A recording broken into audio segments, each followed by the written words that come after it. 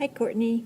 I'm going to move pretty quickly so that you can do this review efficiently. The first problem that you got wrong, you had a trinomial similar to this, and you said that it wasn't factorable. And I couldn't find the work for it on your paper, so my suspicion is that you looked at it and said, forget this. So let's not forget this, and let's go ahead and work it. We need to have a number that multiplies to give whatever 28 times negative 33 is and adds to give 65. Now you can go ahead and multiply 28 and 33, but that gives you a very big number. I'd rather not do that because with 28, I know that 28 is 7 times 4 and 33 is 3 times 11. So I'm going to play around with these factors and see if I can come up with the two numbers. We know that 28 and negative 33 don't work because when you add them together, you get negative 5. So we need something further apart. Let's try 7 times 11 and negative 4 times 3. And that's it right there. So I took this one and this one, put them together, and what was left was 4 times 3, and that gave me 65. So now I'm going to group. I rewrite my original expression with the first terms the same and the last terms the same, and I break up the 65 according to these numbers, and I put the negative first so I don't have to have any difficulties handling my negatives. So 65 is negative 12 plus 77. And the two variables, you have the a squared here and the b squared here, and your middle terms are both ab. So now we can group. We group the first two, and since we have a plus there, we don't have to worry about any negatives, and we group the last two, and then we pull out common factors. So in the first group, we can pull out a 4a, and that leaves us with 7a minus 3b, and if you can't tell that right away, just divide these by 4a. And we do the same thing for the second one. We pull out 11b, and that leaves us with 7a minus 3b, which is what we were hoping it would leave us with. So we have the common factor 7a minus 3b, and what we have left is 4a plus 11b. And that is our answer. You can foil this to make sure it matches what you started with. Okay, on this problem you were to graph y is greater than 5x minus 1. You knew to graph half a plane and you knew to graph under the line, but your mistake was that instead of a positive slope you had a negative slope. Now you could have told this by just looking at your graph and seeing that your line went downhill from left to right, but your slope was positive. So this could not have been right. So instead of that, you needed your line to go uphill from left to right. And other than that, your plot would have been fine. Here's the y-intercept, negative 1, and you go up 5 and over 1, so we have another point about there. And then we draw a line which isn't anywhere near what it needs to be, but you can pretend that it is. Only it's not going to be a line, it's going to be a dashed line because we don't have an equal component. In the problem you did have an equal component, but I wanted to make sure to remind you of this. Y in this case is above the line, so we graph up here. In the next problem, you made a really simple error. Here's what you wrote. You wrote that that this was 8a plus 1, and then you wrote 8a squared minus 8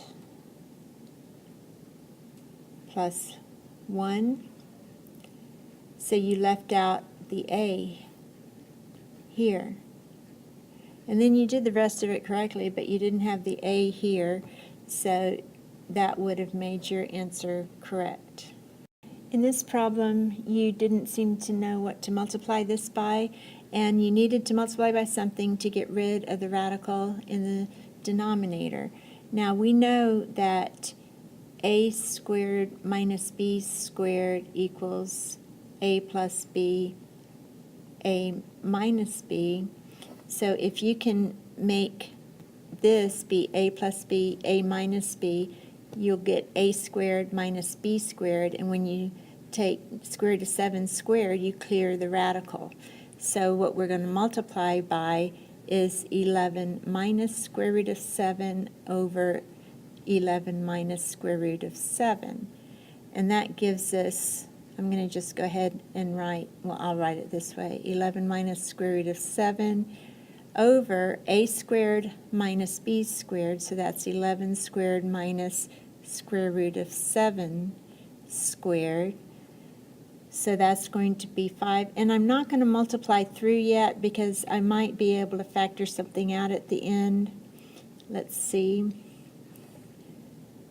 So now I have 5, 11 minus square root of 7 over 114.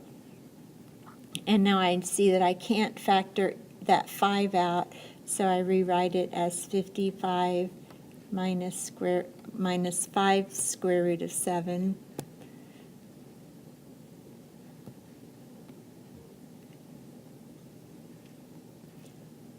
over 114. Okay, in this problem we have f of y equals negative y squared plus 7y minus 5, and you're asked what is f of 3, or let's make that negative 3. And I'm also going to ask you what is f of p. So f of negative 3, all you do is, since this corresponds to y, that tells you you put negative 3 everywhere you see a y here. So f of negative 3 equals negative, and then y, which is negative 3, squared, plus 7 times y. Be very careful with your negatives. So negative 3 squared is negative 3 times negative 3. You keep this negative sign and you end up with 9 here, because negative 3 times negative 3 is positive 9. And then 7 times 3 is negative 21. So we have negative 9 minus 21 minus 5. So that's going to be negative 35. Now for f of p, we do the same thing. Whatever is in here, we substitute into y. So f of p, I'll do it in a different color, is equal to negative p squared plus 7p minus 5. And that's it. That's the answer for f of p, whereas 35 is the answer for f of negative 3. By the way, you actually got this answer correct, except you didn't simplify it. You said that f of negative 3 is negative 3 squared minus 21 minus 5, but you left it there. You didn't go ahead and simplify it to make it minus 35. Okay, you had one like this and you actually did it correctly. You had a different rounding thing. You carried it out to the hundredths place, so your answer was 184.49, and this could have been 48 or something like that, but go ahead and leave it to the 10th just to make sure the test doesn't count you wrong. And that would have been the correct answer, but I can go back and give you credit for it, except I'm not, because it won't make much difference in terms of your grade. Okay, here you square both sides and you get 6x minus 7 equals 1. Notice it isn't 6x minus 7 equals plus or minus 1. If if this was a case where you were going to take the square root of both sides, then you would have plus or minus the square root of 1. But when you're just squaring both sides, you don't have plus or minus. You just have the 1, because the square of anything is going to be a positive number. So then you have 6x equals 7 plus 1 is 8, and x equals 8, 6, which equals 4/3. And so your problem in that one was simply that you found 2 solutions because you put the plus or minus there. Okay, I'm going to do this the way you did it and then the correct way. The way you did it, you did this part correctly. That 4y plus 7 is going to equal 11. Remember, 4y plus 7 represents a distance that is 11 units from 0 in both directions. The other one should have been 4y plus 7 equals negative 11, and instead you said 4y minus 7 equals 11. And so that no longer represents what's in the absolute value. So you want it to be 4y plus 7 on both sides equals negative 11. So then on the left you get 4y equals 4 and y equals 1, and on the right you get 4y equals negative 18 and y equals negative 18/4, which is negative 9/2. In this problem, you are to solve for m, so you have to get everything on the left, and then pull out your common factor, which is m, and then use the zero factor property, which says either m is 0 or 7m minus 11 is 0. So if m equals 0 is one solution, and then or m equals 11/7. So your answer was that, here was your answer, negative 11/7, 11/7. And so the negative 11/7 is wrong. The correct answer is 0 11/7. In this problem, you just distribute, so you get square root of 11 times square root of 11 minus square root of 11 times square root of 7. So that's square root of 11 squared minus square root of 11 times 7. So you have 11 minus square root of 77. Your answer was negative 77 minus square root of 11. I don't know how you got that because I can't find your work on your blue book. You were to use the square root property to solve this equation, and your answer was this. And again, I couldn't find your work to see how you got that. When you're using the square root property, you want something squared on the left equals a number on the right, so that you can take the square root of both sides, and this is where you put the plus or minus, and then you get x equals square root of 23 and the negative square root of 23, and that's all there is to that one.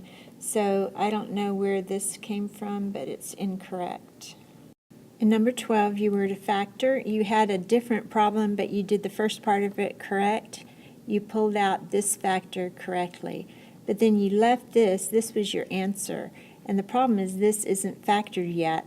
So this really should be negative 5x to the 11th, x minus 7 times x plus 4. Okay, on number 13, you had a fraction problem with the denominator, and it was going to be something like this.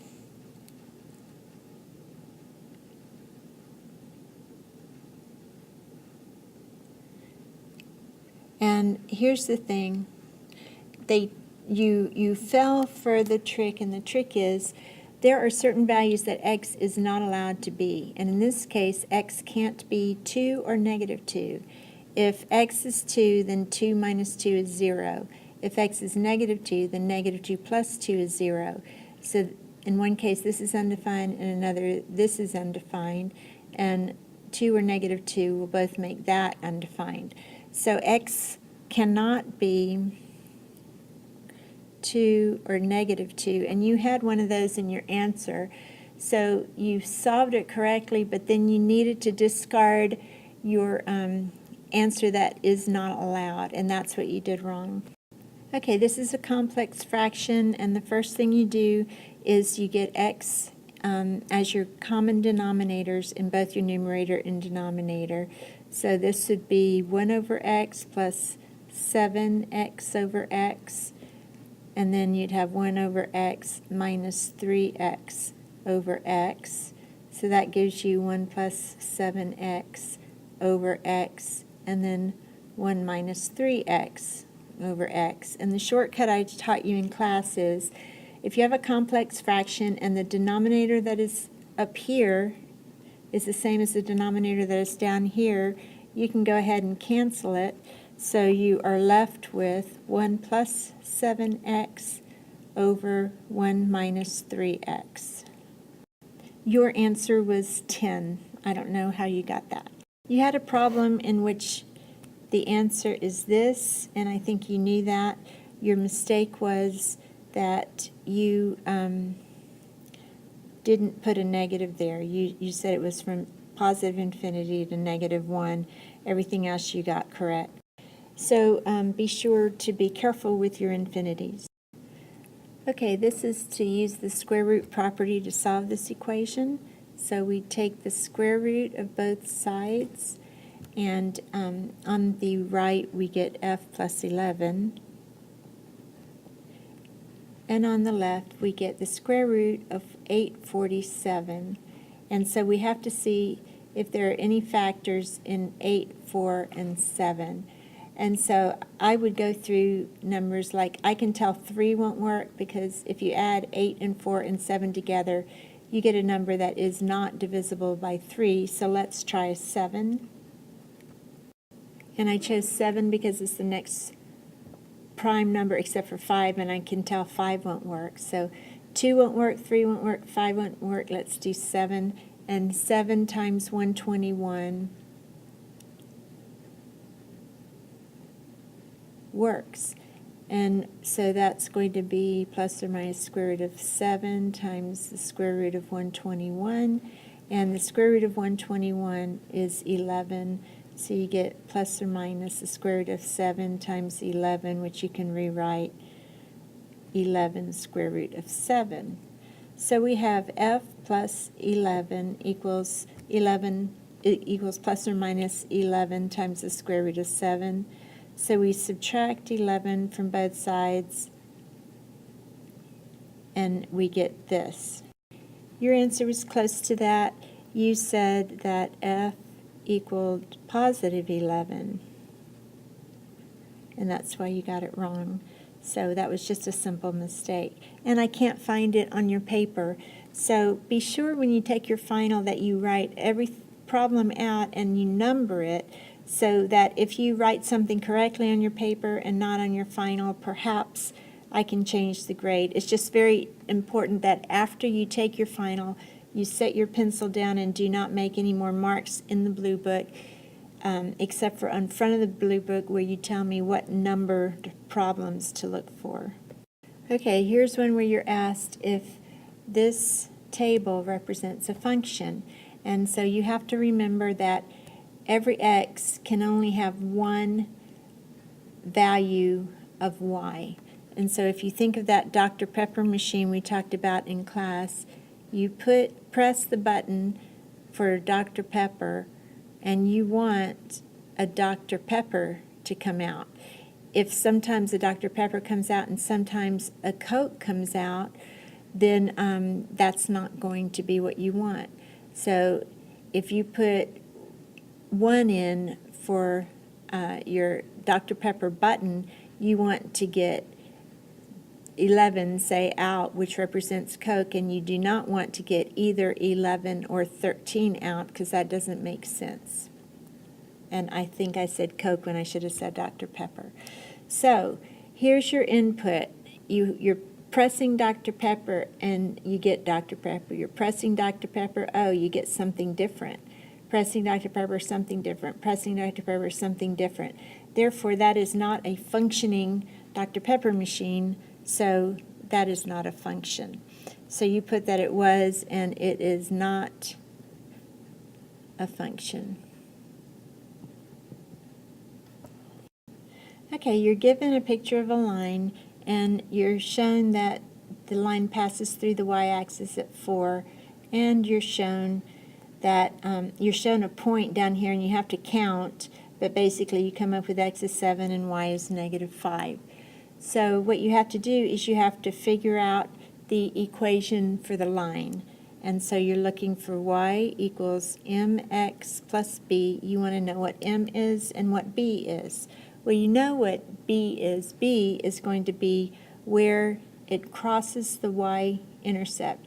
And sometimes you're not given that, but in this case it crosses smack dab on 4. So you need to be careful about that because you got something much different from that. So your b is going to be 4, and now you have to figure out your slope. So this point here at y equals 4 is the point x equals 0, y equals 4.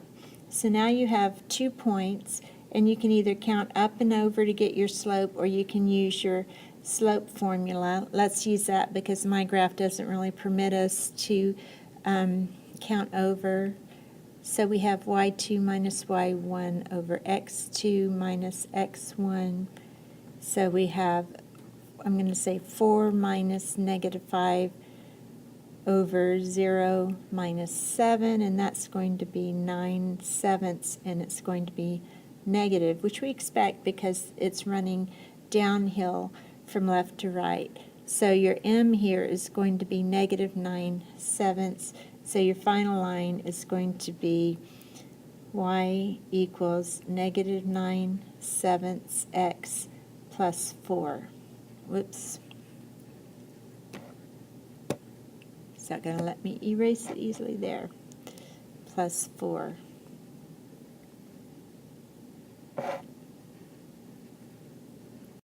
Okay, on one problem, you correctly listed an equivalent thing to your solution. You listed 25i squared plus 35i plus 11. What was incorrect is that this isn't simplified. I squared equals -1, so this should have been 25 times -1. So now we have -25, and I'm going to bring the 11 next to it, which gives you -14 plus 35i. So while this is equivalent to that, this is not simplified, and this is. Okay, this problem had, whoops, this is negative. This problem had -64, and then it had a bunch of variables to a bunch of powers. I'm not going to mess with the variables because you did all of those correctly. What I want to draw your attention to is this is a cube. You put that the cube root of -64 is -8. And that's, or the cube root of -64 is +8, and then you put a negative on it. Well, 8 times 8 is 64 times 8 is something else, so that is not correct. That's why it's important for you to write out your cubes before you start the test. Because if you had done that, you would have seen that 4 cubed equals 64, so the cube root of 64 is 4. The cube root of a negative number is a negative number.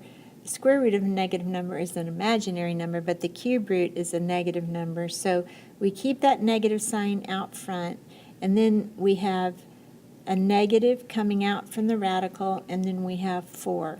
So you have negative of -4 is +4.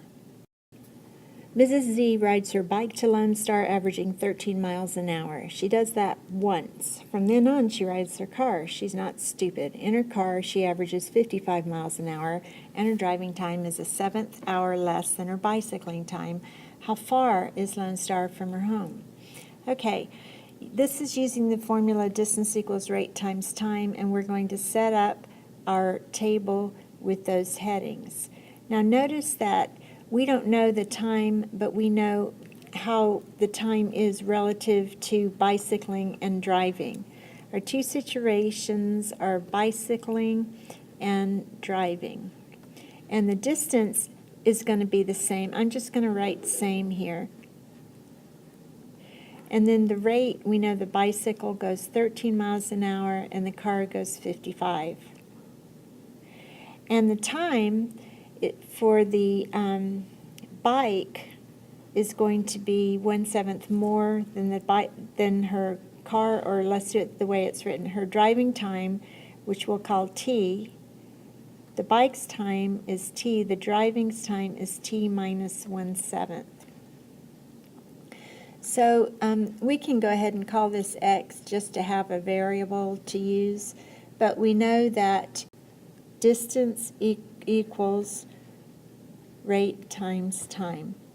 So X is going to equal 13 times time for the bike, and X is going to equal 55 times T minus 1/7 for the car. And since X equals X, that means 13T equals 55 T minus 1/7. So let's go ahead and distribute our 55.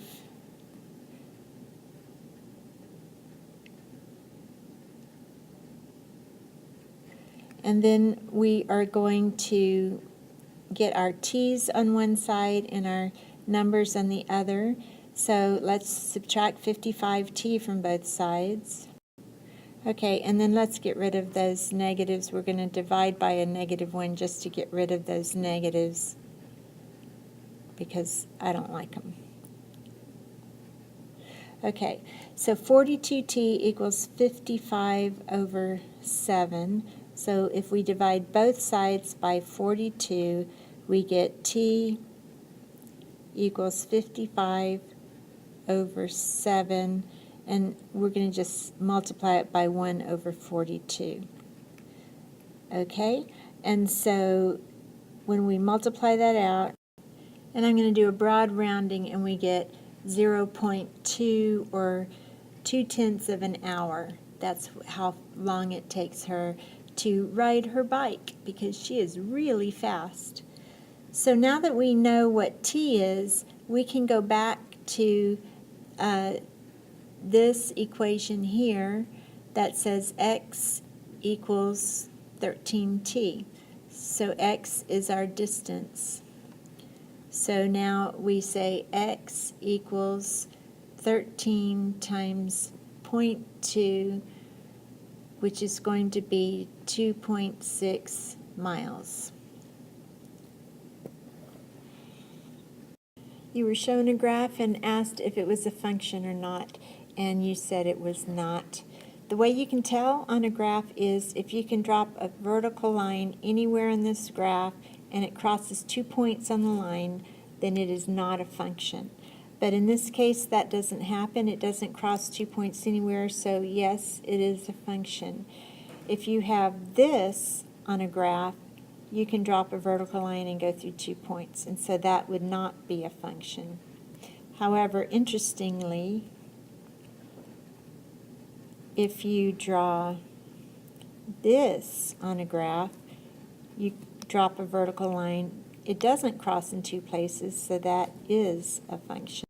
Okay, for this problem, it's important to realize that a minus x equals the negative of parentheses x minus a. In other words, we'll start with x minus a equals negative of a minus x. So if you multiply this through, you get negative a plus x, and turn them around, you get x minus a. So you can see that x minus a equals x minus a, so these are equal. And that's helpful because we can now, instead of writing x minus a here, we can write negative a minus x. So we have a negative a minus x, and we're close to having the same denominator. Now, this negative here makes this fraction a negative, and so it changes this to a plus. So minus a negative is plus a positive. So we have the same denominator now, and we write a plus x over a minus x is our answer. And you were given a choice, and what you chose was a plus x over x minus a, which is not the answer. Okay, in this problem you're given 2 points and you're told to find the equation of the line. Here's the general equation of the line, and what we don't know is m and b. Once we know those, we'll have the equation of the line. We can find m using those 2 points and our formula for slope. M equals y2 minus y1 over x2 minus x1 equals negative 3 minus negative 2 over negative 5 minus negative 1. So negative 3, these all turn to pluses. Negative 3 plus 2 is negative 1 over negative 4, which is 1/4. And then we have to find the equation for the line. We have to find b. So let's see where we are. Okay, we rewrite the line y equals 1/4 x plus, and we still don't know b. So let's take one of those points and plug it in for x and y. I'm going to use the negative 1 and negative 2. Negative 2 equals 1/4 negative 1 plus b. So I'm going to go up here. Negative 2 equals negative 1/4 plus b. Negative 2 plus 1/4 equals b. Negative 2 is the same thing as negative 8/4, which I'll leave you to figure out. And so that's going to give us negative 7/4. So we have b equals negative 7/4, and we know m, so now we can write our equation for the line. Y equals 1/4 x minus 7/4. Okay, in this problem, you know that the absolute value is a distance, and we have a distance from 0 that is going to be less than whatever, well, for instance, in this case, 12. So it's going to be less than 12 units from 0. So the graph is going to look something like this. This represents x plus 13, and we're going to try to solve to see what x represents. But no matter what it represents, it's going to be a contained thing, because the distance is going to be less than a certain boundary. It's not going to be greater than. If it were greater than, it would be like this and this. But since it's not, then we're going to have something that's contained. Now, when you have something that's contained, you can go ahead and write the interval like this. In this case, that's not really the answer to our problem, but that's what the interval will look like. And so you actually graphed this correctly, but you wrote that the interval was negative infinity, and you also forgot your negative sign there. Don't forget that negative sign.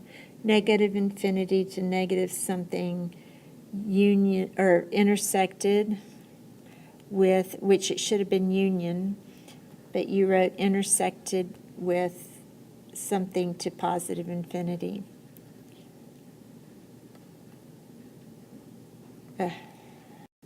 Okay, so that couldn't possibly be it, because that would be telling me that all of this and this are in our solution set, but they're not. So let's do this problem from the start. We have the two situations where x plus 13 is less than or equal to 12, and we keep the x plus 13 the same, but we change the direction of the sign and we change the sign of the number. So we solve this and we get x is less than or equal to negative 1, and here we get x is greater than or equal to negative 25. So we graph before we write our interval. Here's negative 25, and here's negative 1, and x is less than or equal to negative 1. Do that in a different color.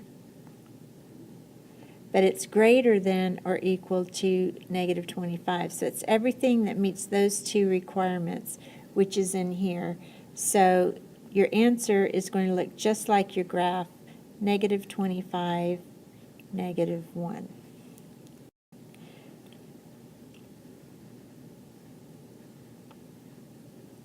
Ta-da! So I want you to go study this and then retake your final and get 100%. Let me know when that's done. Bye.